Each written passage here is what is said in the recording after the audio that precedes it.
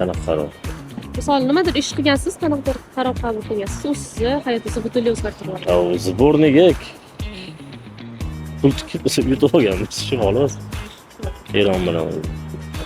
Hayotingizda eng katta o'zgarishlarga sabab bo'lgan qaroringiz qaysi bo'ldi? Ingliz tilini yodlaganim, ingliz tilini o'rganganim, rus tilini o'rganganim, nemetskiy o'rganganim. Til o'rganishni o'zi общий yaxshi ko'raman. Menga bu juda ko'p eshiklarni ochib beradi. Eng katta o'zgarish, naверное, modellik sohasiga kirganim. Juda ham ko'p o'ylayotgandim, oxiri keyin kirdim. Qancha bo'ldi boshlaganingizga? 2 yil bo'ladi.